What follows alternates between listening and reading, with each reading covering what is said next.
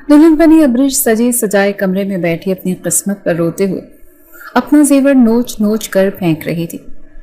जब शायान खानजादा अंदर दाखिल होता है, अब्रिश उसे देखकर मुश्तइल हो जाती है और हिज़यानी अंदाज में चिल्लाने लगती है कि तुमने मेरी जिंदगी बर्बाद कर दी, कमीने इंसान, मैं तुम्हें भी बर्बाद करूंगी। अभी मजीद गौर अफशानियां कर ही रही थी जब शायान खानजादा का भारी हाथ उसका मुंह बंद करवा गया। उसे संभलने का मौका दिए बगैर उसका दुपट्टा खींच कर उतारते बिस्तर पर धक्का दिया। छोड़ो मुझे कमीने इंसान, अब्रिश चीखी, मगर शायान की वहशी गिरफ्त सख्त से सख्त तर होती चली गई। यहाँ तक कि मज़ाहमत करते करते वो हाँफने लगी और मिन्नतों और आहो बका शुरू कर दी, मगर शायान खानजादा उस पर रहम करने के मूड में ही नहीं था। लाइट ऑफ करते उसने अब्रिश के तन से अब्रिश अपनी पसंदीदा कॉफ़ी लिए यूनिवर्सिटी के कैफ़े के गोशे में बैठती। सामने सुमैर बैठा था जो कुछ देर से उसकी बातें खामोशी से सुन रहा था। अब्रिश की आवाज़ में एक अजीब सी कतियत थी, जैसे फैसला हो चुका हो। मैंने मामा बाबा से साफ कह दिया है सुमैर, अगर शादी करूंगी तो सिर्फ तुमसे, उसकी आंखों में देख कर बोली। सुमैर ने बेयकीनी से पूछा, उनका रिएक्शन? अब्रिश हंसती एक तल्ख सा कहा, तुम्हें क्या लगता है? मामा तो रो पड़ी और बाबा गुस्से से घर छोड़कर निकल गए, पर मैंने भी सुन लिया कि अगर मेरी मर्जी के बगैर मेरी शादी कराई तो मैं खुद को खत्म कर लूंगी। सुमैर के चेहरे पर गहरे फिक्र के साए फैले। अब्रिश, ये सब बहुत जल्दी हो रहा है, तुम्हारे पेरेंट्स कभी नहीं मानेंगे, खास तौर पर यह जानकर कि मैं क्रिश्चियन हूँ। अब्रिश ने कांधे उचकाए, मुझे फर्क नहीं पड़ता, अब वो मेरी मर्जी के खिलाफ कुछ भी नहीं कर सकते। उसी लम्हे उसका फोन बजा, मम्मा की कॉल आई थी। अब्रिश ने कॉल रिसीव की तो दूसरी तरफ से घबराई हुई आवाज आई, बेटा दादा की तबीयत बहुत ख़राब है और हमें पाकिस्तान जाना होगा, सिर्फ 10 दिन के लिए।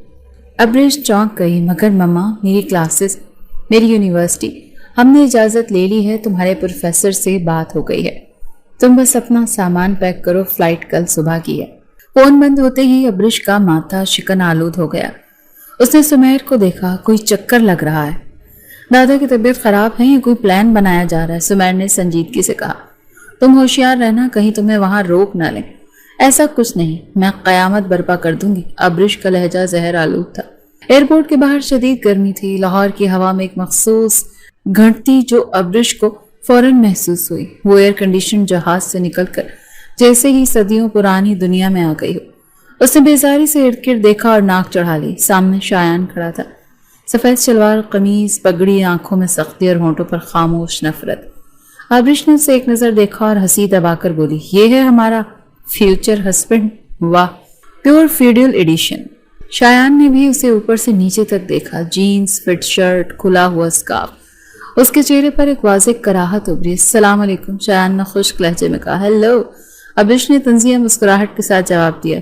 वाह, उर्दू भी आती है। शायान ने सामान उठाकर गाड़ी की तरफ चल पड़ा, बात किए बगैर। अब्रिश माँ बाप के साथ गाड़ी में बैठी, खामोशी छा गई। गाड़ी में बैठते ही अब्रिश ने बड़बड़ाते हुए कहा, मुझे ये सब एक अजीब लग रहा है, दादा की तबीयत वाकई। माँ ने आहिस्ता से कहा, बेटा वहां जाकर सब खुद देख लेना, कुछ देर गुजार लो, फिर हम सुमैर के घर वालों से मिलने शहर चलेंगे। अब्रिश ने भवें उठाकर माँ की तरफ देखा। सच, आप लोग वाकई मिलेंगे उनसे? बाप ने संजीदगी से कहा, हाँ वादा है, बस इस वक्त हालात को समझो। अब्रिश थोड़ी पिघली, मगर शायान को देखकर फिर उसका मिजाज बिगड़ गया। वो चुपचाप ड्राइव कर रहा था, मगर एक नज़र बार बार आईने में अब्रिश की तरफ देख लेता। रास्ते में माँ ने आहिस्ता से कहा, अब्रिश, वहाँ गांव के लोग ज़रा मुख्तलिफ होते हैं, तुम कोशिश करना थोड़ा सा अपना लिबास, अपना अंदाज और ओ प्लीज़ ममा। अब्रिश ने बात काट दी, मुझे किसी गांव की औरत से नहीं बनना, स्कार्फ से कोई किरदार नहीं बनता और मैं मुनाफिकत नहीं करती। शायान ने लब सख्ती से भींच लिए। कुछ लम्हों बाद बोला, यही सोच लेकर आई हो तो 10 दिन भी मुश्किल होंगे यहाँ गुजारना। अब्रिश हंसी, तुम्हें क्या तकलीफ है, तुम तो हो ही इस माशरे के परवरदा। औरत को देखो तो कपड़ों पर तबसरा, बात करे तो जबान पर पाबंदी, सांस ले तो भी बेहयाई। शायान ने गाड़ी किनारे लगा दी। माँ बाप चौंके। वो मुड़ा, सख्ती से बोला, ये तुम्हारी आखिरी बकवास थी गाड़ी में, अगर मेरे साथ यही लहजा रखा तो रास्ता यहीं खत्म कर दूंगा तुम्हारा। अब्रिश ने नजरें चीर कर देखा, डराओ नहीं मुझे, तुम जैसे मर्दों की अकड़ में इटली में रोज तोड़ती हूँ। ये पाकिस्तान है मिस, यहाँ किरदार और तरबियत अभी भी कीमती है, तुम्हारी तरह ब्रांड्स और बॉयफ्रेंड्स नहीं। अब्रिश को जैसे कोई जहरीला तीर चुभ गया था। माँ ने बीच बचाव किया, बस कर दो दोनों, और बहुत कुछ बर्दाश्त करना है। चंद लम्हे खामोशी रही, गाड़ी फिर चल पड़ी। हवेली के गेट पर पहुंचते ही ढोल की आवाजें गूंजने लगी। मुलाजमाएं, रिश्तेदार सब इस्तकबाल को मौजूद थे। रंग बिरंगे कपड़े, गुलाब के हार, गर्मा गर्म मुस्कुराहटें।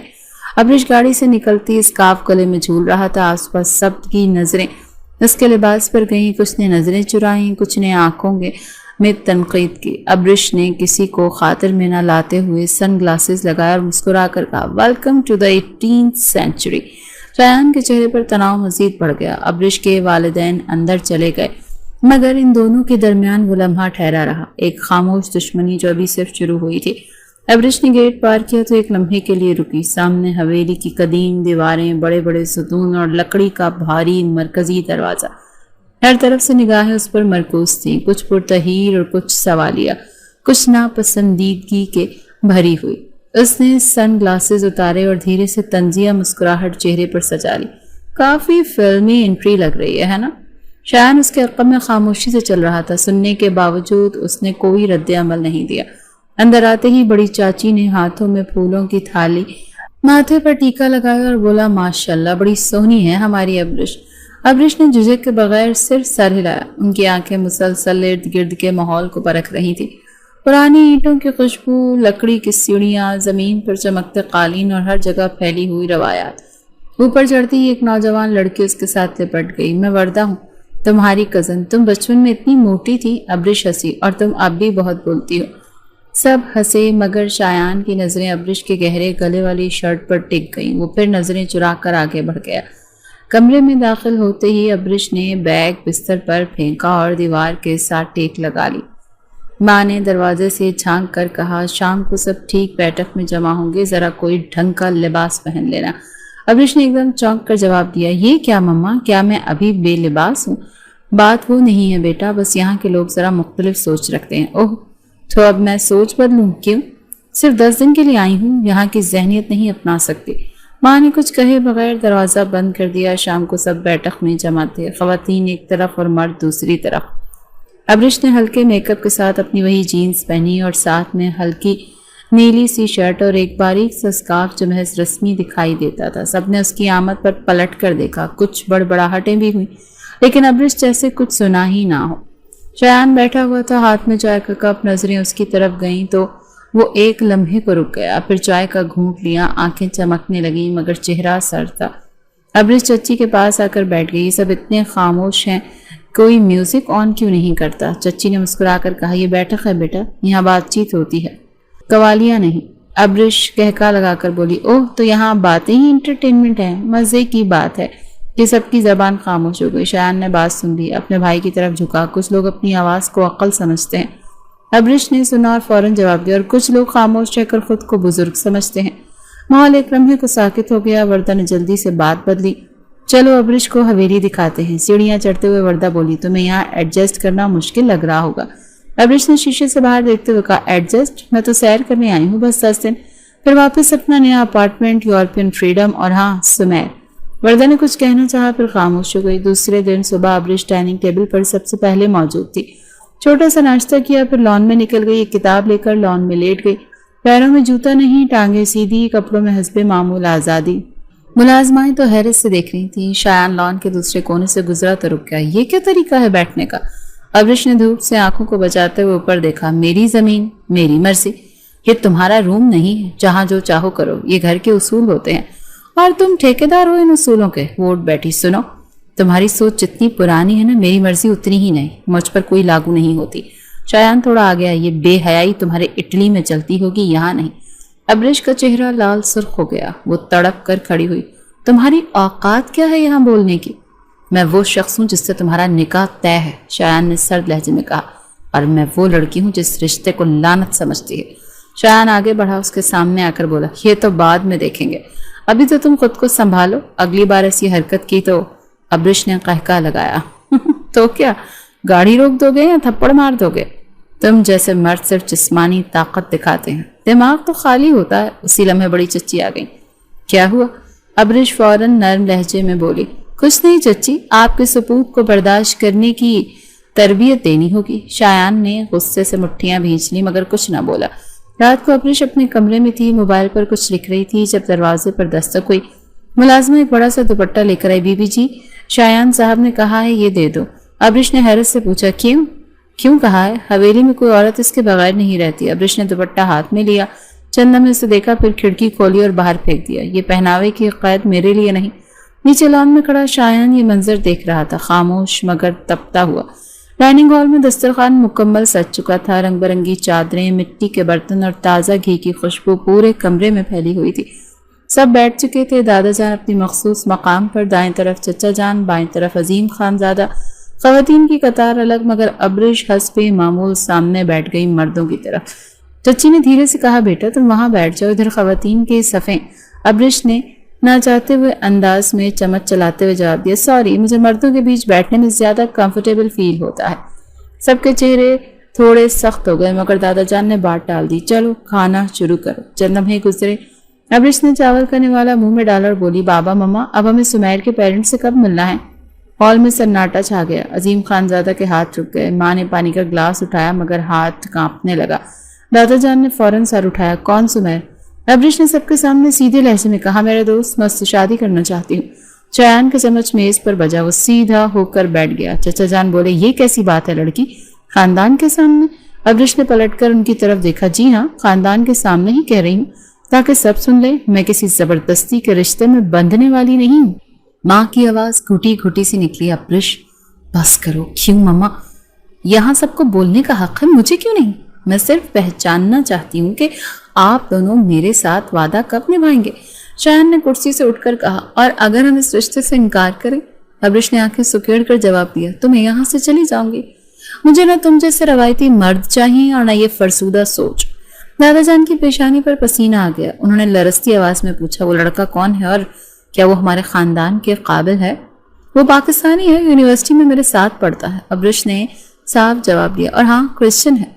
اب جیسے میز پر زلزلہ آ گیا، چچی کا ہاتھ تھال سے چھوٹا، پانی گر گیا۔ چچا جان بولے یہ لڑکی تو خاندان کی عزت ہی ملیا میٹ کر رہی ہے۔ عظیم خاندان نے ایک نظر سب پر ڈالی اور پھر نگاہ ابرش پر ٹکی، بیٹا پلیز یہ وقت اور یہ جگہ نہیں۔ ابرش نے سرد لہجے میں کہا، تو پھر کب اور کہاں؟ کب تک آپ لوگ مجھے یوں دھوکہ دیتے رہیں گے؟ دادا جان نے زور سے چھڑی زمین پر ماری، بس بہت ہو گیا۔ سب خاموش ہو گئے۔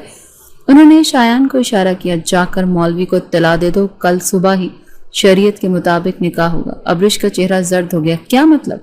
دادا جان نے سرد لہجے میں کہا، تمہارے باپ نے تمہارا رشتہ بچپن میں طے کیا تھا اور وہ رشتہ پورا ہوگا۔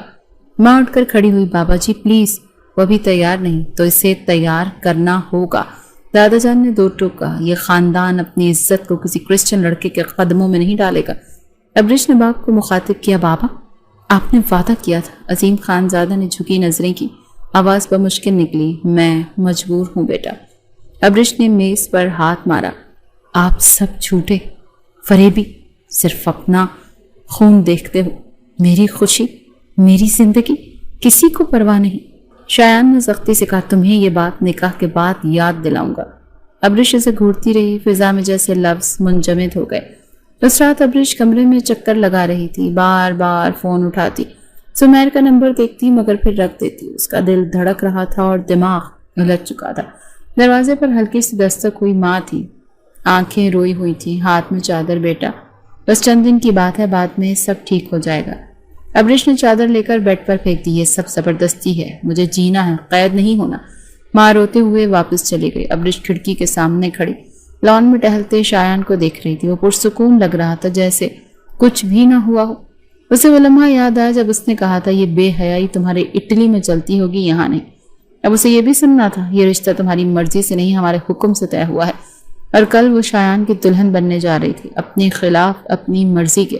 رات کے 2 بجے حویلی خاموش تھی، ہر کھڑکی بند، ہر دروازہ مقفل، جس میں اندھیرا مکمل چھایا ہوا تھا۔ صرف مغرب کی دیوار پر لگے لالٹین دھیمی روشنی ٹمٹما رہی تھی۔ ابرش کمرے کے دروازے کے قریب چپ چاپ کھڑی تھی، ہاتھ میں ایک چھوٹا بیگ، اندر چند کپڑے، کچھ نقدی اور پاسپورٹ۔ اس نے دوبارہ کمرے کی لائٹ آف کی، بیڈ پر چادر پھیلائی کہ جیسے وہ سو رہی ہو، اور آہستہ سے دروازہ کھول کر راہداری میں نکلی۔ ہر قدم پر اسے اپنا دل دھڑکتا ہوا محسوس ہوا۔ وہ ننگے پیر دبے قدموں چلتی ہوئی عقبی زینوں کی طرف بڑھی۔ نیچے پہنچتے اس نے دروازے کے قریب رکھے تالے پر نظریں جمائیں جو مکمل کھلا ہوا تھا۔ کسی بند کرنا بھول گیا، اس نے دل میں سوچا اور اگلا قدم بڑھایا۔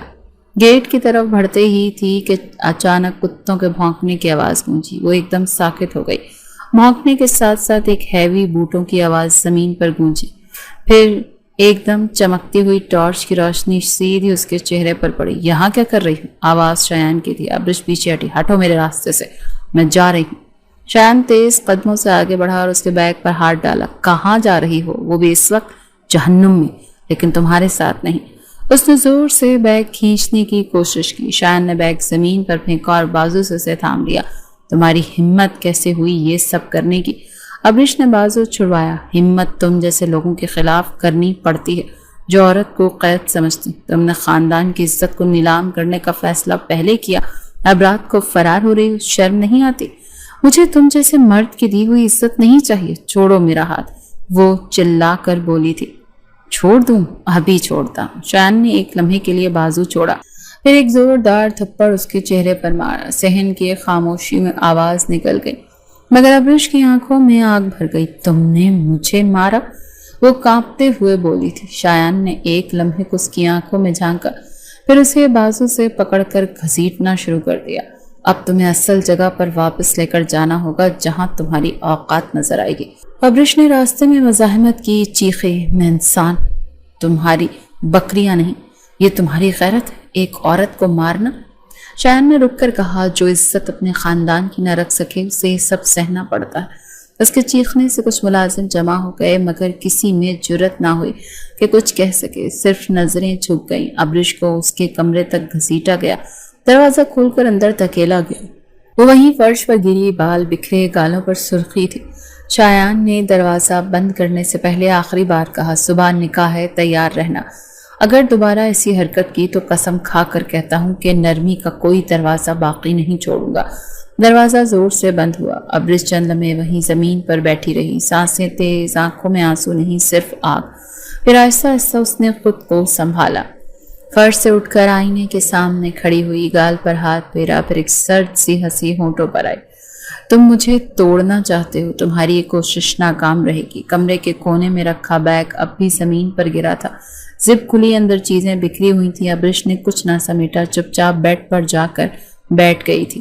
کمرے میں خاموشی تھی، مگر حویلی کے دوسرے کمرے میں سب جاگ رہے تھے۔ ماں باپ کمرے کے ایک کونے میں بیٹھے تھے، ماں کی آنکھوں سے آنسو تھمے نہیں تھے۔ یہ سب غلط ہو رہا تھا عظیم، یہ ہماری بچی ہے، قیدی نہیں۔ میں کیا کروں روبینہ، سب ہاتھ سے نکل گیا ہے۔ اگر آج نکاح نہ ہوا تو خاندان ہمیں جیتے جی دفن کر دے گا، لیکن یہ زبردستی ہے، وہ کبھی خوش نہیں رہے گی۔ عظیم نے سر دبا بھری، شاید خوشی اب اس کی قسمت میں نہیں۔ حویلی کے باہر آسمان پر بادل چھا گئے، ہوا میں خنکی آ چکی تھی، کہیں دور بجلی چمکی۔ اندر ابرش زبردستی کی بارات کی تیاری میں اپنے اندر ایک طوفان دبا کر بیٹھی تھی۔ حویلی میں روشنیوں کی قطاریں جھوم رہی تھی، شادی کی رسمیں چل رہی تھیں۔ نکاح کے بعد سب نے ایک دوسرے کو مبارکباد دی، مگر ابرش کا چہرہ ان تمام لمحوں میں خالی رہا۔ سجے سجائے کمرے میں وہ سرخ لہنگے میں بیٹھی تھی، جیسے دلہن نہیں، قید کی ہوئی کوئی مجرم ہو۔ ہر زیور، ہر کلی، ہر روشنی اس کی زنجیر بن چکی تھی۔ میز پر رکھا موبائل اب بھی بند تھا۔ شایان نے شام سے خود اپنے ہاتھوں اسے اٹھایا تھا اور کہا تھا، اب تمہیں اس کی ضرورت نہیں ہے۔ اب وہ کمرے میں تنہا تھی، کانوں میں ہلکی ہلکے بینڈ باجے کی بازگشت سنائی دے رہی تھی۔ پردے ہلے، دروازے کے پار آہٹ آئی اور پھر دروازہ کھلا۔ شایان اندر آیا، سفید شلوار قمیض میں، مگر چہرہ تھکن اور غصے سے چور۔ ابرش نے سر اٹھا کر نہیں دیکھا، وہ اپنی چوڑیاں کھولنے میں مصروف رہی۔ پھر اچانک ہاتھ رکا، زیور اتارتے ہوئے وہ بولی، کیا اب یہ تماشا مکمل ہو چکا؟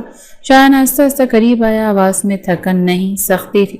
تماشا؟ اب اسے تماشا سمجھتی ہو؟ یہ نکاح تمہارے خاندان کی عزت۔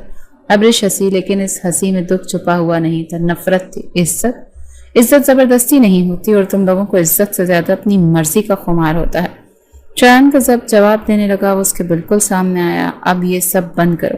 ابرش، تم دلہن بن چکی ہو، میری بیوی، اور مجھے اپنی بیوی کے منہ سے یہ بکواس نہیں سننی۔ ابرش نے زیور اتارتے ہوئے آواز بلند کی، میں تمہاری بیوی نہیں، تمہارے قبیلے کا قیدی ہوں۔ اور میں قیدیوں کی طرح چپ بیٹھنے والی نہیں ہوں۔ شایان نے غصے سے اس کا دوپٹہ پکڑا اور زور سے کھینچا۔ کافی ہو گیا، اب میں تمہیں تمہاری اوقات بتاؤں گا۔ ابرش چیخی، ہاتھ مت لگانا شایان، خبردار۔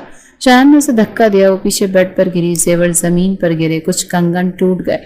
وہ سنبھلنے کی کوشش کر رہی تھی کہ شایان اس پر جھکا۔ تم سمیر کی ہو؟ اس نے دانت پیستے ہوئے کہا۔ تو دیکھنا وہ تمہیں میرے بات کیسے قبول کرتا ہے۔ ابرش نے زور لگایا، اسے پرے دھکیلنے کی کوشش کی، مگر شایان کی گرفت سخت تھی۔ چھوڑو مجھے، میں تمہاری جان لے لوں گی، اب تمہیں کوئی نہیں بچا سکتا۔ ابرش، آج تم میرے نکاح میں ہو اور تمہیں وہی دکھاؤں گا جس سے تم بھاگ رہی تھی۔ ابرش کا ہاتھ بیٹھ کے کنارے پر لگا، اس نے اٹھنے کی کوشش تو کی تھی مگر شایان کا جسم اس پر بھاری پڑا۔ سمیر کا نام اپنی زبان سے نکالنا چھوڑ دو کیونکہ تم اب صرف میری ہو۔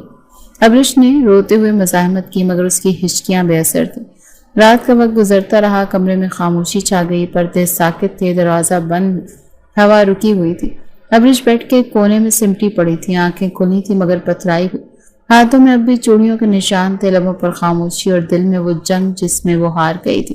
شایان صوفے پر نیم دراز سا، آنکھیں بند مگر نیند غائب۔ ابرش نے کئی گھنٹوں بعد پہلی بار ہلکی آواز میں کہا، تم جیت گئے، اب طلاق دے دو، تمہاری غیرت نے جو کرنا تھا وہ کر لیا، اب بس کرو۔ شایان نے آنکھیں کھولی، آواز میں سرد پن تھا۔ تمہیں لگتا ہے اتنا آسان ہوگا؟ ابھی تو تمہارے غرور کو توڑنا باقی ہے۔ ابرش نے منہ موڑ لیا، آنکھ سے ایک آنسو چپکے سے گرا مگر وہ اٹھا کر صاف نہیں کیا۔ تمہارے اندر جو انا ہے نا وہ میں ختم کر کے رہوں۔ شایان کی آواز قریب سے آئی، اور طلاق وہ تمہیں اس دن ملے گی جس دن تم میرے قدموں میں گر کر مانگو گی۔ ابرش نے آنکھیں بند کر لیں۔ اس دن تم مر چکے ہوگے شایان، کیونکہ میں اس دن آنے نہیں دوں گی۔ کمرے میں ایک طویل خاموشی چھا گئی، دل کی دھڑکنیں اب بھی جنگ میں تھی۔ شایان اٹھ کر باہر چلا گیا، دروازہ پیچھے سے بند ہوا، ابرش تنہا رہ گئی۔ رات اپنی سب سے لمبی ساعت پر ٹھہری ہوئی تھی، زخم ابھی تازہ تھا اور یہ رات زخموں کی رات بن چکی تھی۔ سب کی روشنی کمرے میں داخل ہوئی تو ابرش بیڈ پر ویسے ہی لیٹی تھی، آنکھیں کھلی تھی مگر پلکیں جنبش سے خالی، چہرے پر ویرانی جمی ہوئی تھی۔ دروازے پر ہلکی سی دستک ہوئی، ملازمن اندر جھانک کر کہا، بی بی جی ناشتہ لے آؤں؟ ابرش نے کوئی جواب نہیں دیا۔ کچھ دیر بعد دروازہ کھلا، شایان اندر آیا، اس کے ہاتھ میں ابرش کا فون تھا۔ وہ بیڈ کے قریب آیا اور فون بیڈ کے دراز میں رکھتے ہوئے بولا، تمہاری تصویریں، تمہارے میسیجز، ہر چیز میں نے چیک کر لی ہے، تمہارا سمیر اب صرف تمہارے ماضی کا حصہ ہے۔ ابرش نے پہلی بار نظریں اٹھائیں تو اب تم فون چیک کر کے تسلی کر رہے ہو یا میرے وجود پر اپنی فتح کا جشن منا رہے ہو؟ شایان نے تلخی سے کہا، تمہیں اپنے شوہر سے اس لہجے میں بات نہیں کرنی چاہیے۔ ابرش نے تیزی سے بیڈ کی دراز کھولی، فون نکالا، اسکرین آن کی مگر وہاں بلاک ہو چکی تھی۔ پاس کوڈ، وہ سخت لہجے میں بولی، اب تمہیں اس کی ضرورت نہیں۔ شایان نے واپس دراز بند کر دی۔ یہ گھر، یہ کمرہ اور یہ زندگی سب میرے اصولوں کے تحت چلے گی۔ ابرش اٹھ کر کھڑی ہو گئی۔ تو میں تمہارے قید خانے میں ہوں؟ شایان نے دروازے کی طرف اشارہ کیا۔ جب تم آزاد ہونا سیکھو گی تب دروازے بھی کھولیں گے، ابھی تمہیں یہیں رہنا ہے۔ ابرش آگے بڑھی، تم نے جو کرنا تھا کر لیا، اب ایک کام اور کر دو، مجھے طلاق دے دو۔ شایان نے چند لمحے چپ رہ کر کہا، طلاق؟ ابھی نہیں، ابھی تو تمہیں اس رشتے کی قیمت چکانی ہے۔ ابرش نے دانت بھینچ کر کہا، تم نے اپنی ہوس پوری کر لی، اب طلاق دو۔ شایان کا چہرہ سخت ہو گیا، وہ مڑا اور دروازہ کھول کر باہر نکل گیا بغیر کچھ کہے۔ دن گزرنے لگے، ابرش کے لیے وہ کمرہ ایک زندان بن چکا تھا۔ دروازے پر ہر وقت ایک ملازمہ موجود رہتی، باہر جانے کی اجازت نہیں تھی، کھانا وقت پر اندر آتا اور وہ اکثر اس سے ہاتھ بھی نہ لگاتی۔ ایک دن وردہ اس کے پاس آئی، تم کب تک یوں رہو گی ابرش؟ ہم سب پریشان ہیں۔ ابرش نے اسے دیکھا، پریشان یا خوش؟ کیونکہ اب میں تمہارے بھائی کے رحم و کرم پر جو ہوں۔ نہیں، ایسی بات نہیں ہے، بس سب چاہتے ہیں کہ تم نارمل ہو جاؤ۔ نارمل یعنی خاموش، قید، فرما بردار۔ وردہ کچھ بول نہ سکی۔ شایان نے ایک نیا قفل دروازے پر لگوا دیا، موبائل اب بھی اس کے قبضے میں تھا، ٹی وی کی تار بھی نکال دی گئی، صرف ایک کھڑکی تھی جہاں سے آسمان نظر آتا تھا مگر آزادی نہیں۔ ایک رات کھڑکی سے باہر چاند دیکھتے ہوئے ابرش نے خود سے کہا، میں نے یہاں نہیں مرنے والی، میں تمہیں یہ جیت نہیں دینے والی۔ اگلی صبح جب شایان آیا تو کمرے کا منظر بدلا ہوا تھا۔ ابرش فرش پر بیٹھ کر کچھ لکھ رہی تھی، کمرے میں دیوار پر کاغذ چپکا تھا، میں تمہیں معاف نہیں کروں گی، نہ اس ظلم سے، نہ اس قید کے لیے۔ شایان نے کاغذ دیکھا، یہ کیا ڈرامہ ہے؟ ابرش نے قلم نیچے رکھا، یہ سچ جو تم نے سننا نہیں ہے، اور یہ سچ تمہیں کہاں لے کر جائے گا؟ ابرش کا جواب سیدھا تھا، تمہاری شکست تک۔ شایان نے غصے سے دراز کھولی، فون نکالا، چاہتی ہوں لے لو اپنا فون، لیکن جان لو تم جو بھی کرو گی میں روکنے کے لیے کافی ہوں۔ ابرش نے فون نہیں لیا، صرف اسے دیکھا، مجھے تم سے کچھ نہیں چاہیے شایان، صرف طلاق۔ وہ نہیں مانے گی، وہ نہیں ملے گی جب تک تم جھک کر مانگنے کا فن نہیں سیکھ لیتے۔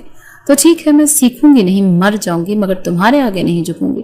شایان نے ایک لمبی سانس لی، پھر فون واپس رکھ دیا۔ جیسے چاہو ویسے رہو، یہاں سے باہر نکلنے کا دروازہ صرف میرے ہاتھ میں ہے۔ وہ کمرے سے نکل گیا۔ عبرش نے کھڑکی سے باہر دیکھا، دھوپ تیز، آسمان نیلے اور پرندے آزاد، اور وہ قید مگر جھکی ہوئی نہیں۔ حویلی کی چھت پر خزاں کی ہوا چل رہی تھی، پتے درختوں سے ٹوٹ کر نیچے گر رہے تھے اور صحن میں جھاڑو دیتی ملازمن پتوں کو بار بار سمیٹ رہی تھی جو واپس بکھر جاتے، جیسے عبرش کی ضد جیسی باتی اتنی ابھرتی جاتی۔ کمرے کی کھڑکی کھلی تھی، عبرش کرسی پر بیٹھی خاموشی سے نیچے کا منظر دیکھ رہی تھی۔ 3 مہینے ہو چکے تھے، صبح دوپہر شام ایک جیسے، وقت رک گیا تھا مگر اس کا دل نہیں۔ وردہ کمرے میں داخل ہوئی، ہاتھ میں ایک چھوٹا سا پیکٹ تھا۔ یہ تمہارے لیے، اسے میز پر رکھا۔ عبرش نے نظر نہیں اٹھائی تھی۔ شایان نے بھیجا ہے؟ نہیں، چاچی نے کہا تمہارے لیے کچھ چیزیں بھجوائیں۔ عبرش نے ہنکارا تک نہ بھرا۔ وردہ کرسی قریب لے آئی۔ تم اس سے ضد میں کیا پالو گی عبرش؟ خودداری۔ عبرش کا جواب سیدھا تھا۔ وردہ نے خفگی سے کہا شایان تمہیں روز دیکھتا ہے پر کہتا ہے کہ تم بدلی نہیں ہو۔ عبرش نے نظریں جمائیں۔ اور تم لوگ مجھے بدلنا کیوں چاہتے ہو؟ کیونکہ میں تم لوگوں جیسی نہیں۔ وردہ چپ ہو گئی۔ شایان صحت اور کھڑا اپنے منشی سے بات کر رہا تھا مگر نظر بار بار اوپر جاتی کھڑکی کی طرف۔ منشی نے آہستہ سے کہا خان جی، بی بی جی کی طبیعت کیسی ہے؟ ضد میں زندہ ہے، شایان نے خشک لہجے میں کہا۔ 3 مہینے ہوگا خان جی، اب تو بیوی ہے، کچھ نرمی کریں۔ شایان نے سرد نگاہوں سے دیکھا۔ نرمی؟ وہ جو ہر دن مجھے طلاق مانگے، نفرت دیتی ہیں مجھے۔ چپ ہو گیا میں۔ شایان نے سر جھٹکا۔ وہ جھکی نہیں ہے ابھی تک۔ اسی شام کمرے کا دروازہ کھلا، شایان اندر آیا، ہاتھ میں ایک چادر تھی۔ یہ رکھ لو، کل دادا جان کی برسی ہے، سب خواتین باہر ہوں گی، تمہیں بھی آنا ہوگا۔ عبرش نے سامنے دیکھا۔ میں اس خاندان کی عزت کے کسی تماشے کا حصہ نہیں بنوں گی۔ شایان نے چادر میز پر پٹکی۔ تم صرف خود کو دیکھتی ہو، نہ خاندان کو، نہ رشتے کو۔ عبرش آہستہ سے اٹھی۔ اور تم نے رشتے کا مطلب کیا سکھایا؟ قید، تھپڑ اور جبر۔ شایان خاموش ہوا، پھر بولا تم اپنے رویے سے ثابت کر چکی ہو کہ تم رشتوں کی پرواہ نہیں کرتی۔ عبرش کا لہجہ سخت تھا۔ میں نے بہت اپنی ذات کو اہمیت دی اور تم سے کچھ نہیں مانگا، صرف آزادی۔ شایان پلٹا، دروازہ کھلا اور جاتے جاتے صرف اتنا بولا جتنی دیر تم یہاں ہو آزادی کا لفظ مت بولنا۔ چند دن بعد وردہ پھر آئی۔ اس بار وہ اکیلی نہیں تھی، شایان کی بھابھی بھی ساتھ تھی۔ عبرش ہم تمہیں لینے آئے ہیں، سب عورتیں بیٹھک میں بیٹھی ہیں، تم بھی چلو۔ عبرش نے خاموشی سے ان کی طرف دیکھا۔ میں 3 مہینے سے اس حویلی کی چھت نہیں دیکھ سکی۔ اب تم لوگ چاہتے ہو کہ میں جا کر سب کے سامنے بیٹھوں؟ بھابھی نے کہا سب چاہتے ہیں، تم کچھ بدل جاؤ۔ عبرش نے تلخی سے کہا تم لوگوں کا مسئلہ یہ ہے کہ میں تمہاری لکیر پر نہیں چلتی، بس اسی لیے میں بری ہوں۔ تم ہمارے درمیان آخر خود کو اکیلا کرتی ہوں۔ اکیلی تو میں اس دن ہو گئی تھی جس دن میرا نکاح زبردستی کیا گیا۔ عبرش کی آنکھیں کچھ لمحے کو چمکی پھر بجھ گئی۔ شایان اپنے کمرے میں تھا، سامنے ایک چٹھی رکھی تھی، اس پر عبرش کی تحریر تھی۔ یہ قید میرا جسم روک سکتی ہے، سوچ نہیں۔ تمہیں لگتا ہے 3 مہینے کافی ہیں کسی عورت کو توڑنے کے لیے؟ تم جیتے نہیں، صرف روک رہے ہو۔ اس نے چٹھی لپیٹ کر ایک طرف رکھی، خود سے بولا یہ لڑکی آخر کیوں نہیں ٹوٹتی؟ دروازے پر دستک ہوئی، ملازم آیا۔ خان جی، بی بی جی نے کھانے سے انکار کر دیا۔ تیسرے دن شایان نے کچھ لمحے سوچا، پھر صرف اتنا بولا کھانے کے بغیر کوئی نہیں مرتا، انا سے مرتا ہے اور وہ ابھی زندہ۔ مگر وہ خود جانتا تھا کہ عبرش کا زخموں سے نہیں، ضد سے تعلق ہے، اور اس ضد میں وہ ہر دن جیت رہی تھی۔ دوپہر کا وقت تھا، حویلی کے مردان خانے میں عظیم خان زادہ بیٹھے رجسٹر چیک کر رہے تھے۔ ان کے سامنے چچا جان اور 2 ذمہ دار بیٹھے تھے۔ موسم کچھ بوجھل تھا، فضا میں عجیب سا سکوت چھایا ہوا تھا، ہر کوئی کچھ نہ کچھ سوچ کر گم ہو رہا تھا۔ اسی لمحے راہداری میں تیز قدموں کی آواز سنائی تھی۔ عبرش دروازے کے سامنے آ کر رکی اور سب مردوں کے حیران چہروں کے باوجود اندر آ گئی۔ بابا، مجھے آپ سے فوراً بات کرنی ہے ابھی۔ عظیم خان زادہ کا چہرہ سنجیدہ ہو گیا، وہ اٹھے۔ بیٹا تم جانتی ہو نا یہ مردان خانہ ہے؟ ہاں، لیکن جب میری زندگی کا معاملہ ہو تو میں رسموں سے زیادہ حقیقت دیکھتی ہوں۔ عبرش نے آنکھوں میں نمی چھپاتے ہوئے کہا۔ چچا جان نے غصے سے کہا تمہیں کسی نے نہیں سکھایا بیوی کے مردوں کے درمیان یوں نہیں آ جایا کرتے؟ شایان جو قریب ہی بیٹھا تھا اٹھ کر کھڑا ہوا۔ عبرش باہر نکلو۔ نہیں نکلوں گی، وہ دھاڑی، میرا باپ یہاں بیٹھا اور میں اس سے بات کرنے آئی ہوں، کوئی روکنے والا نہیں۔ عظیم خانزادہ نے گہری سانس لی۔ تم جاؤ، میں آ کر سنتا ہوں۔ عبرش نے چند لمحے باپ کو دیکھا، پھر پلٹ کر باہر نکل گیا، مگر راہداری میں شایان پیچھے آ چکا تھا۔ کس کی اجازت سے تم نے اندر قدم رکھا؟ عبرش نے پلٹ کر دیکھا۔ میں کسی کی اجازت کی محتاج نہیں، یہ بے شرمی تمہیں مہنگی پڑے گی، اور تمہاری بے حسی وہ مفت میں ملتی ہے۔ بند کرو زبان درازی، شایان نے سختی سے کہا۔ نہیں، جب تک تم مجھے آزاد نہیں کرتے میں چیختی رہوں گی، تمہارے فرسودہ نظام پر، تمہاری مردانگی پر۔ ان کی آواز بلند ہو رہی تھی اور اندر بیٹھے عظیم خانزادہ نے ایک لمحے کو سب کچھ سنا۔ ہاتھ کانپنے لگے، رجسٹر بند کیا، سینے پر ہاتھ رکھا، مگر درد تھا کہ بڑھتا ہی چلا جا رہا تھا۔ چچا جان نے فوراً آگے بڑھ کر بازو تھامے۔ عظیم بھائی کیا ہوا؟ عظیم خانزادہ دھیرے دھیرے سے بیٹھ گئے۔ سینے میں کچھ ہو رہا ہے شاید۔ شور سن کر راہداری سے ابرش دوڑی آئی۔ بابا بابا کیا ہوا؟ شایان بھی پیچھے پیچھے آیا۔ ابرش باپ کے قدموں میں بیٹھ گئے، ہاتھ تھام لیے۔ بابا میری طرف دیکھیں۔ عظیم خانزادہ کی آنکھیں دھندلا رہی تھی۔ بیٹا ضد چھوڑ دو، سب ٹھیک ہو جائے گا۔ بابا کچھ نہیں ہوگا، میں ابھی ہاسپٹل لیے چلتی ہوں۔ شایان کچھ کرو، ابرش چلائی۔ شایان نے فوری ملازم کو آواز دی، گاڑی نکالو۔ چند منٹوں میں عظیم خانزادہ کو گاڑی میں بٹھایا گیا۔ ابرش ان کے ساتھ بیٹھی تھی۔ شایان ڈرائیونگ سیٹ پر تھا۔ بابا آپ کچھ بول کیوں نہیں رہے؟ آنکھیں کھولیں، ابرش بار بار پکار رہی تھی۔ ہاسپٹل پہنچنے پر ڈاکٹرز نے فوراً ایمرجنسی میں لیا، مگر 10 منٹ بعد باہر آ کر ڈاکٹرز نے سر ہلا دیا۔ ہم معذرت خواہ ہیں، ہارٹ اٹیک شدید تھا۔ ابرش وہیں بیٹھ گئی، آنکھوں سے آنسو بہنے لگے۔ شایان بھی وہیں کھڑا رہ گیا، کسی نے کچھ نہ کہا۔ چچا جان نے آگے آ کر کاندھا تھاما۔ ہمت کرو۔ ابرش نے روتے ہوئے باپ کی لاش کی طرف دیکھا۔ بابا مجھے معاف کر دیں، میں نے کچھ نہیں سمجھا، بس اپنی بات پر اڑی رہی، کسی نے اسے نہیں روکا۔ شایان جو اکثر تلخی سے بات کرتا تھا آج خاموش تھا۔ وہ آگے بڑھا، ابرش کے قریب بیٹھا، لیکن کچھ بول نہ سکا۔ پہلی بار اس نے بھی شکست محسوس کی، اور ابرش وہ ہارنے کے بعد بھی باپ کے ساتھ ہاتھ پکڑ کر رو رہی تھی۔ یہ رشتہ جو ضد میں الجھا تھا آج ہمیشہ کے لیے خاموش ہو گیا تھا۔ 2 مہینے گزر چکے تھے اور حویلی کے کونے میں خاموشی تھی، جو کہکہے نہ رہے، شوخی نہ رہی۔ صحن کی دیواروں پر جھولا ویسے ہی لٹکا تھا، بس اس پر بیٹھنے والا کوئی نہیں تھا۔ ابرش کا کمرہ دھندلا، خاموش اور بند تھا۔ دن رات کے فرق کا اندازہ صرف کھڑکی سے آنے والی روشنی کے زاویے سے ہی لگایا جا سکتا تھا۔ بیڈ پر وہ ویسے ہی لیٹی ہوئی تھی، نہ بال سنوارے، نہ کپڑے بدلے۔ کھانے کی ٹیبلٹ روز آتی، ویسے ہی واپس جاتی، کبھی کبھی پانی کے 2 گھونٹ لے لیتی، باقی دن ساکت گزارتی۔ ماں کئی بار آتی، دروازے پر کھڑی ہوتی، پکارتی، بیٹا تھوڑا سا کھا لو۔ کوئی جواب نہیں آتا۔ کبھی کبھار تو ابرش فقط نظریں پھیر جاتی، باقی سب خاموش۔ شایان بھی روز آ کر دیکھتا، دروازے پر کھڑا ہوتا اور کچھ لمحے رک کر اندر جھانکتا، پھر واپس چلا جاتا۔ اس کے چہرے پر غصہ نہیں تھا، صرف وہی تلخی تھی جو شکست خوردہ مرد کو محسوس ہوتی ہے جب وہ سب کچھ پا کر بھی کچھ نہ سنبھال پائے۔ ایک شام وہ دوبارہ آیا، کمرے میں داخل ہوا، دیکھا ابرش کرسی پر بیٹھی تھی، سامنے میز پر باپ کی تصویر رکھی ہوئی تھی۔ وہ تصویر کو دیکھتی رہتی تھی جیسے کچھ کہنا چاہتی ہو، مگر لفظ نہیں مل رہے تھے۔ شایان نے آہستہ سے کہا، اب بھی رو رہی ہو؟ اتنے دن ہو گئے، کوئی بدلاؤ نہیں؟ ابرش نے سنا مگر چپ ہو گئی۔ شایان چند قدم اور آگے بڑھا۔ ہاں رونا ہی ہے نا، آخر تم ہو بھی تو وہی لڑکی جس کی ضد نے اس کے باپ کی جان لے لی۔ ابرش کا جسم لرز گیا، آنکھیں نم ہوئی، مگر وہ بولی نہیں۔ شایان کا لہجہ تیز تھا، تم سمجھتی ہو صرف تمہارا نقصان ہوا ہے؟ سب نے کھویا ہے، مگر تم نے تو خود اپنے ہاتھوں سے اپنے باپ کو۔ ابرش نے کانوں پر ہاتھ رکھ لیے۔ بس کرو، مت بولو۔ کیوں؟ سچ برداشت نہیں ہوتا؟ تم باپ کے سامنے چیخیں، چلائیں، تکرار کی، اور آج تمہیں شرمندگی کا احساس بھی نہیں؟ ابرش اٹھ کر کھڑی ہو گئی، اس کی آواز پہلی بار بلند ہوئی۔ میں شرمندہ ہوں؟ تمہیں کیا لگتا ہے میں سکون میں ہوں؟ شایان نے جواب نہیں دیا۔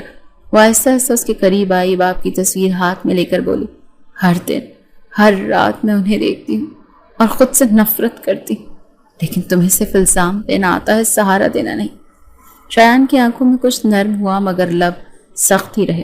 ابرش اس کے بالکل سامنے آ گئی، آنکھوں میں نمی، آواز میں ٹوٹا ہوا سا لہجہ۔ کیا تم نہیں سمجھتی کہ میں ختم ہو چکی ہوں؟ مجھے کچھ نہیں چاہیے، بس ایک چیز۔ وہ خاموش ہوئی، پھر آہستہ سے بولی، بابا سے معاف کرا دو شایان، پلیز۔ وہ روتے ہوئے اس کے کاندھے پر سر رکھ دیتی، ہچکیوں میں لرزتی ہوئی۔ شایان کا بدن ساکت ہوا، نہ اس نے خود کو دور کیا نہ نزدیک۔ کمرے میں صرف سانسوں کی آواز تھی اور ایک لڑکی جو پہلی بار خود جھکی تھی، مگر غرور سے نہیں، شکستگی سے۔ شایان نے دھیرے سے اس کے سر پر ہاتھ پھیرا، ایک لمحے کو اس کی انگلیاں بھی کانپی، مگر وہ خود کو سنبھال گیا۔ کمرے کی خاموشی اس ایک جملے نے توڑ دی، بابا سے معافی دلوا دو۔ اور شاید یہ وہ لمحہ تھا جہاں انا کے درخت پر پہلی بار دراڑ پڑی تھی۔ کمرے میں عجیب سی خاموشی تھی۔ ابرش صوفے کے کونے میں سمٹی ہوئی بیٹھی تھی، سامنے باپ کی تصویر، پاس صوفے کی پشت پر ٹکا ہوا شایان، جس کی نظریں اب بھی اسے دیکھ رہی تھی، مگر اب پہلے والی سختی غائب تھی۔ ابرش دھیرے سے بولی، کبھی سوچا نہیں تھا میں نے ان کے بغیر بھی زندہ رہوں گی۔ شایان نے جواب دیا، کبھی ہم وہ بھی سہ جاتے ہیں جو سہنے کے لائق نہیں ہوتا۔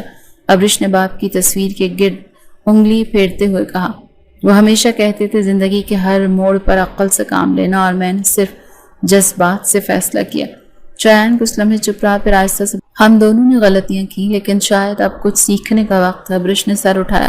پہلی بار اس کی آنکھوں میں نرمی تھی۔ کیا تم واقعی سمجھ سکتے ہو کہ میں کیا محسوس کر رہی ہوں؟ شایان نے نظریں چرائیں۔ میں تمہارے باپ کی موت کا ذمہ دار تمہیں سمجھتا ہوں، لیکن اب لگتا ہے ہم سب نے کہیں نہ کہیں کچھ کھویا ہے۔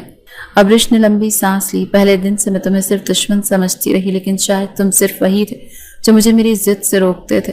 کمرے میں خاموشی طاری ہو گئی۔ کچھ دیر بعد شایان اٹھا، کتابوں کی الماری سے قرآن مجید نکالا اور ابرش کے سامنے رکھا۔ ابرش نے حیرت سے پوچھا، تمہارے بابا نماز پڑھتے تھے، روز قرآن پڑھتے تھے، ان کی بیٹی کو بھی کچھ تو ان کے نقش قدم پر چلنا چاہیے؟ ابرش نے آنکھیں بند کی۔ میں کبھی اس سب کے قریب نہیں رہی۔ تم نے مجھے سکھایا، نہ میں نے سیکھا۔ اب وقت ہے، شایان نے کہا، تم خود کو تلاش کرو، شاید یہی تمہارے لیے صحیح زخم بھرنے کا طریقہ ہے۔ ابرش نے قرآن کو آہستہ سے کھولا۔ ایک لمحے کو اس کی انگلیاں کانپی، پھر وہ رکی، کچھ آیات کو غور سے دیکھنے لگی۔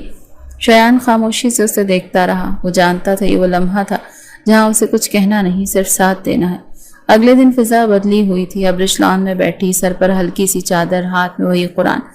شایان کچھ فاصلے پر کھڑا اسے دیکھ رہا تھا۔ اس بار کوئی طنز نہ تھا، کوئی غصہ نہیں، صرف وہ احساس جسے لفظوں میں بیان نہیں کیا جا سکتا۔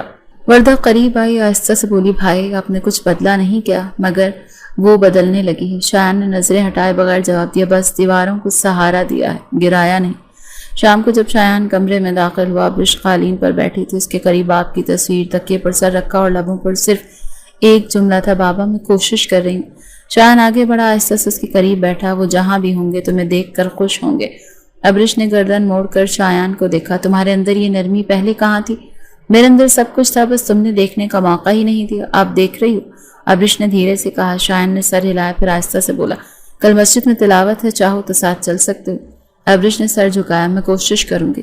کمرے میں دیواریں اب بھی وہی تھی، مگر ان کے بیچ ایک فاصلہ کم ہو رہا تھا اور ان دیواروں کے بیچ پہلا قدم پڑ چکا تھا۔ شام کی نرم روشنی حویلی کے لان پر بکھری ہوئی تھی۔ درختوں کے سائے لمبے ہو چکے تھے، صحن میں ہلکی سی خنکی تھی اور دور کہیں مسجد سے آذان کی آواز آ رہی تھی۔ ابرش اپنے کمرے کی کھڑکی سے باہر دیکھ رہی تھی۔ چہرے پر سکون تھا۔ اس کے سر پر ہلکا سا حجاب تھا جو اس نے خود سے اوڑھا تھا اور کسی کے کہنے پر نہیں۔ وہ اب خود کو خاموش رکھنے لگی تھی، شور، مزاحمت اور تیزی سے جیسے پیچھے ہو گئی تھی۔ کمرے کے دروازے پر دستک ہوئی۔ آ سکتی ہیں؟ وردہ کی آواز تھی۔ ابرش نے دروازہ کھولا۔ وردہ اندر داخل ہوئی، ہاتھ میں ایک کتاب تھی۔ بھائی نے دی ہے، کہا شاید تمہیں پسند آئے۔ ابرش نے کتاب لے کر اس کا ٹائٹل پڑھا، صبر کا صلہ۔ ہلکی سی مسکراہٹ اس کے لبوں پر آئی۔ کہو تو واپس بھیج دوں یا رکھ لو گی؟ وردہ ہنسی۔ بھابھی بننے کا پہلا مرحلہ ہے، رکھ لینا بہتر ہوگا۔ ابرش نے گردن جھکا لی مگر کچھ کہا نہیں۔ شام کو وہ لان میں بیٹھی کتاب پڑھ رہی تھی جب شایان کچھ فاصلے پر آ کر کھڑا ہوا۔ یہ باب چوتھا زیادہ اچھا ہے، جس میں لکھا ہے، اکثر صبر کا صلہ ہمیں ملتا نہیں، صرف ہم بدل جاتے ہیں۔ ابرش نے سر اٹھا کر دیکھا۔ آپ نے پڑھی ہے یہ کتاب؟ شایان نے اس بات میں سر ہلایا۔ کہیں تمہارے جیسا کردار تھا، ضدی، باغی اور آخر میں بدلنے والا؟ ابرش نے دھیرے سے کہا، اور کہیں آپ جیسے کردار بھی تھے؟ شایان نے نظریں ہٹا لی۔ ہو سکتا ہے۔ ابرش نے کچھ دیر سوچا، پھر پوچھا، کیا آپ اکثر کتاب میں پڑھتے ہیں؟ شایان مسکرا کر بولا، اکثر نہیں، جب تنہائی زیادہ ہو تب۔ ابرش نے نظریں جھکائیں۔ تنہائی تو میرے اندر بھی بہت ہے، شاید اس لیے اب سمجھ آنے لگا کہ پڑھنا سکون دیتا ہے۔ کچھ لمحے دونوں چپ رہے، پھر شایان نے آہستہ سے پوچھا، کل مسجد چلنا یا پھر بھی سوچو گی؟ ابرش نے سر ہلایا، چلوں گی۔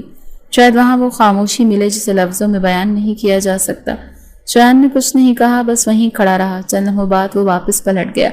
اگلی صبح ابرش نے سبز رنگ کا شلوار قمیص پہنا، سادہ مگر بہت نفیس، سر پر چادر، آنکھوں میں تھوڑا سا حوصلہ۔ وہ آہستہ آہستہ لان میں آئی جہاں شایان مسجد جانے کو تیار کھڑا تھا۔ چلیں؟ اس نے آہستہ سے پوچھا۔ شایان نے سر ہلایا، ہاں۔ گاڑی میں دونوں چپ رہے مگر خاموشی بوجھ نہیں، ایک نیا تعلق بن رہا تھا جس میں الفاظ کم تھے، احساسات زیادہ۔ مسجد کے صحن میں پہنچ کر ابرش کچھ دیر رکی، پھر دھیرے سے قدم اندر رکھے۔ عورتوں کی جگہ پر بیٹھتے اس کی آنکھیں بند ہو گئیں، جیسے کوئی سکون قریب سے گزر گیا ہو۔ واپسی پر شایان نے گاڑی روکی اور آہستہ سے بولا، تم بدل رہی ہو ابرش۔ ابرش نے نظریں کھڑکی سے باہر رکھتے ہوئے کہا، نہیں، میں صرف اصل ابرش سے مل رہی ہوں جسے برسوں چھپا رکھا تھا۔ شایان نے وارفتہ نگاہوں سے اس کی طرف دیکھا، پھر نظریں پھیر لیں۔ کچھ مت کہیے، ابرش نے دھیرے سے کہا، ابھی نہیں۔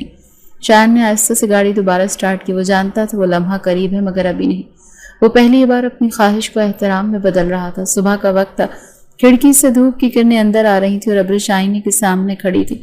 ہلکا سا پنک شفون کو سوٹ پہنے، ہم رنگ دوپٹہ ساتھ رکھا، بال سلیقے سے سمیٹے گئے تھے، ماتھے پر ہلکی سی بندیا اور چہرے پر ایک پرسکون خاموشی. وہ مسلسل آئینے میں خود کو دیکھ رہی تھی، جیسے پہچاننے کی کوشش کر رہی ہو کہ یہ وہی ابرش ہے یا کوئی اور. دروازہ آہستہ سے کھلا. شایان اندر آیا. وہ رک گیا چند لمحے، صرف دیکھا، پھر آہستہ سے بولا، آج تم بالکل ویسی لگ رہی ہو جیسا میں نے تمہیں ہمیشہ سے سوچا تھا. ابرش نے آئینے میں اس کی طرف دیکھا، کچھ نہ بولی. شایان آہستہ قدموں سے اس کے قریب آیا. اگر میں کچھ کہوں تو ناراض تو نہیں ہوگی؟ ابرش نے نظریں جھکائیں. اب کیا کہنے سے ڈر رہے ہیں؟ شایان اس کے اور قریب ہوا، چہرہ اس کے کان کے قریب لا کر دھیرے سے سرگوشی کی. مجھے تم سے محبت ہو گئی ہے، شاید اس دن سے جب تم نے میرے کاندھے پر سر رکھ کر کہا تھا بابا سے معافی دلوا دو. ابرش کا چہرہ سرخ ہو گیا. وہ فوراً دوپٹہ ٹھیک کیا، مگر شایان نے وہی دوپٹہ اٹھایا اور اس کے سر پر خود اڑا دیا. اب یہ چادر میں زبردستی نہیں اڑاؤں گا، صرف محبت سے.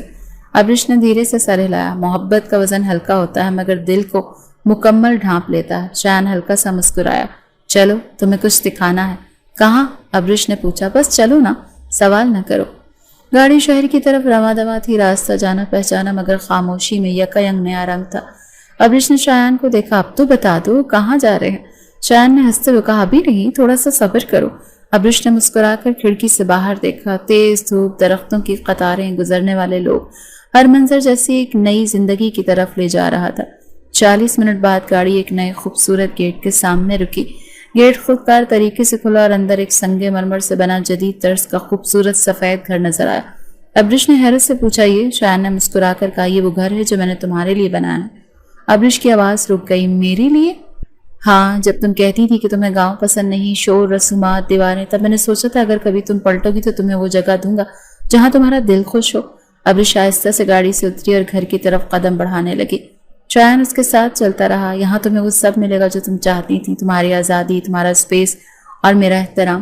ابرش نے رکتے ہوئے کہا، اور محبت؟ شایان نے سنجیدگی سے کہا، محبت زبردستی نہیں ہوتی اور میں زبردستی نہیں کروں گا، بس محبت سے تمہارا دل جیتنا ہے. ابرش نے دروازے کے سامنے رک کر اسے دیکھا. کبھی کبھی دل جیتنے کے لیے بس اتنا کافی ہوتا ہے کہ کوئی ہمیں اختیار دے، انتخاب کا حق دے.